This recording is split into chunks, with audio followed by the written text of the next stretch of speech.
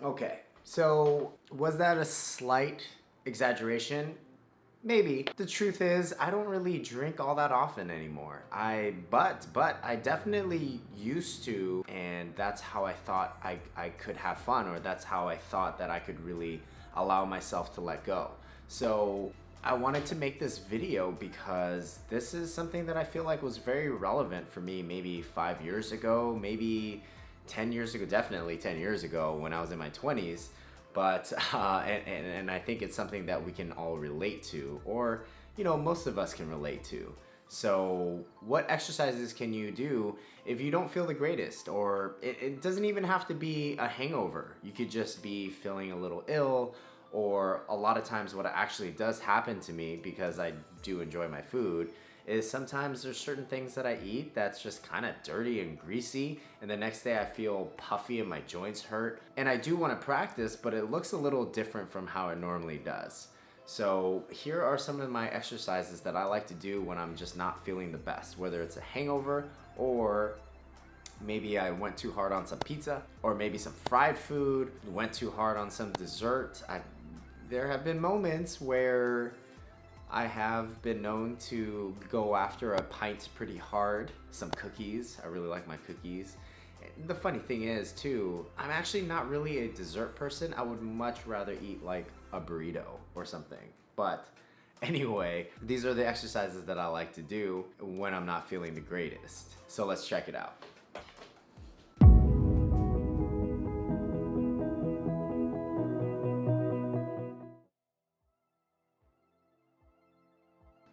And sit down onto your mat, rolling up your pants. Get ready. I'm not really the kind of drinker that gets queasy in my stomach, so a forward fold here in this posture. I like to bring the heels together here and very actively squeezing my outer glutes to push the knees down. This will get into your low back as well as your outer glutes. You can always fold forward and go a little bit deeper if you want, releasing the head down to release all that tension in your neck, in your back. For me, when I'm drinking, I'm probably dancing as well, and my back tends to get a little bit tight, or my hips. So this is a good place to start. After this, just make your way up slowly, and then we're gonna come into a 90-90 position. And the reason why it's called 90-90 is because you're creating 90-degree angles in both of your legs. So you can fold over your right leg, maybe take a twist. If that feels good, this twist will get into your QL as well as your outer glute. So a QL is your quadratus lumborum, which is the muscle alongside the side of your back. So if you ever feel low back pain along the side, that's that muscle that we're targeting. Here, we got a little bit of a different kind of stretch. So stretching into your inner thigh on that back leg, or maybe a little bit into that hip flexor in the front leg. And then from here, you can straighten out the front leg. Because I'm in hangover mode right now, I'm releasing my head down, so I'm stretching out most of my back. This is less of a hamstring stretch and more of a low back releaser. So you can fold forward here. You can always make this stretch a little bit more active by pressing the heel down. You could always interlace your fingers behind your head if that feels good as well. And then here, straightening out the back leg, straightening out the front leg, very actively pressing down through the ball of the back foot, pressing down through the outer edge of the front foot, and taking a slight twist. If your stomach is feeling a little bit queasy, the twist is not necessary at all. This is, again, just another stretch into the outer hip.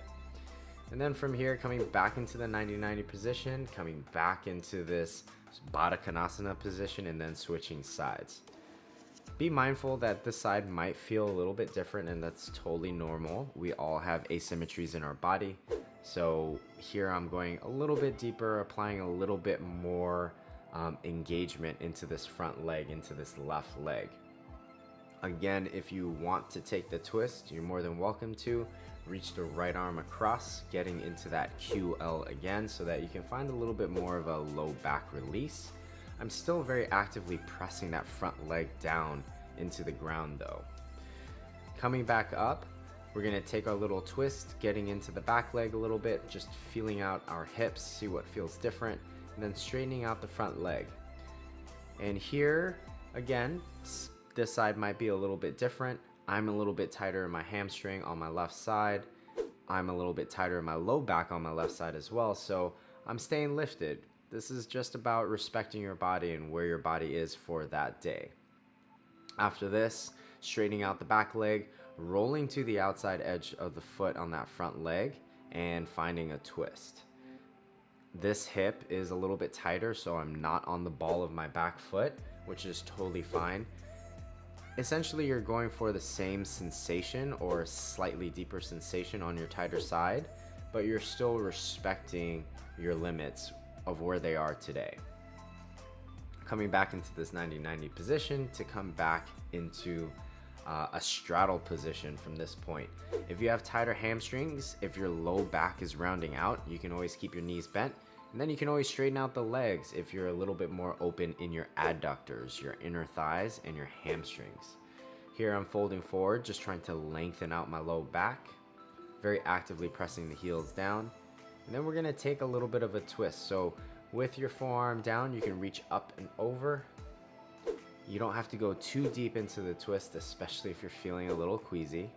Again, this twist is optional, but you do want to try to draw the belly in, maybe look underneath the opposite armpit to find more of a release down your erector spinae, which is your spine muscles.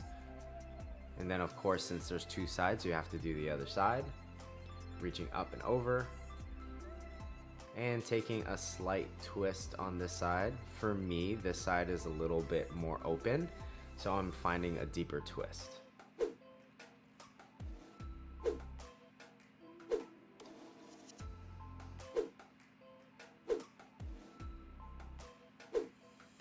Coming back up, we're actually going to come into a tabletop position here. And then from this tabletop position, I'm going to slide one leg back, and in that front leg, I'm onto the top of the foot, very actively pressing the top of the foot down and sliding back into a pigeon variation. Now, if you have a prior knee injury, your butt does not need to come to the inside of the heel. You can always sit on top of the heel. This is what feels good for me. Again, this is a hip flexor release, especially if you're dancing a lot, moving your legs a lot, just had way too much fun the night before. You can take this hip flexor stretch a little bit deeper by bending the back knee and grabbing onto the top of the ankle. Instead of just pulling into your hand or pushing into your hand with that back foot, very actively find isometric engagement. So that means an equal push between the foot and the hand and the hand and the foot. So again, doing the other side, respecting the boundaries on this side for today. If your joints are inflamed from all the cookies that you had or brownies, respect it. You can take a little bit of a twist, hugging the belly in so that you start to get into the hip flexor a little bit more. Try to flex the back glute, and that will take the stretch into your psoas. Here on this side, you always have the option of bending the back knee and grabbing onto the top of the ankle. Try to make your neck nice and long by pulling the shoulder blades down the back. And then when you're done, for me, I'm not really done, taking a couple extra stretches, a little rock and rolls here. And then I like to come into a frog pose. Frog pose is a pose that I definitely did not like for maybe the first 4 years of me practicing yoga, but over time, you learn to love it. As long as you're hugging your front ribs in, hugging the belly up away from the ground, that'll take the pressure out of the low back. And instead of just dumping down into this posture, apply a little bit of pressure down through the insides of the feet. As you can see, my feet are flexed. My knees are pressing down as well, and I am actively squeezing my glutes. Finding a deep breath here, allowing the dizzy to go away. And then slowly make your way back by crawling your legs together. And then from here, I like to take a little bit of a cobra pose. I'm very actively reaching my heels back towards the back of the mat and pulling my heart through. And then after that, sitting back into a child's pose. Child's pose, fetal pose, anytime you feel queasy in the stomach or not that well, we always go back to that child's pose, so that's always available to you. And then after that, again, if you've been dancing at all, tucking the toes and sitting back on the heels is going to be great. And then this leaning back is going to get into the quads a little bit more, so you can stretch out the quads. A little bit of a back stretch, maybe a little bit of a seated cat-cow action. Just a quick break before you get back to those quads. And then coming from this tabletop position, I'm going into an Anjane position. And instead of dropping my pelvis down, you can see I'm almost having my pelvis lifted. And that's due to the legs hugging in together, which really provides a lot of stability and engagement through the legs. You can reach for the back foot here, grabbing onto the top of the foot. Again, this is optional. This just depends on how open your hip flexors are. Quick pause in a lizard pose, down into a skandasana. For me, I really like to open up my adductors, those inner thighs, and then switch right over to the other side. Nothing fancy. You can grab onto the top of the foot here, still very actively hugging that back knee forward and pushing that front heel back, finding that activation in your legs. Back into the lizard pose, and then slowly making your way into your skandasana, respecting the inner thigh or the hip flexor on this side if it's a little bit tighter. And then after this, maybe coming into a prasarita, a wide-legged forward fold. Oh, never mind, that makes me dizzy. So coming upside down or going into an inverted position after an awesome night can be a little dizzying, so you can always skip that. Now in this pose, I'm keeping my toes tucked to open up the bottom of my feet, and I'm interlacing my hands behind my head and stretching out my neck. This always feels good, especially when we don't feel all that well. We tend to tense up right around our upper traps, our shoulders. Our shoulders tend to go up to our ears, so that'll be a good release. And this is another version of a thread the needle, but instead of reaching my arm across, I'm reaching my arm in between my legs and reaching for the same foot with the arm that's reaching. And I'm very actively, isometrically pulling my foot and pushing my foot into my fingers as I stretch out my neck to get into that upper trap a little bit more, especially if you have tension. This posture is great, especially if you're dealing with a lot of stress and you hold your stress in your shoulders or your neck. You can rock your head side to side, roll your shoulder around in a circle maybe. And then after that, coming back into your seated posture, stretching out the feet and getting in between the shoulder blades. In between your shoulder blades are some muscles called the rhomboids. So actively trying to pull your arms apart, push your forearms away from you as you pull the shoulder blades down the back so that your neck is nice and long. You can always rock your head side to side while you're engaging your arms and your shoulders. Just feeling out how the right side is versus the left side, and then shake it off. Taking a second here to get connected with your breath, and then you're done.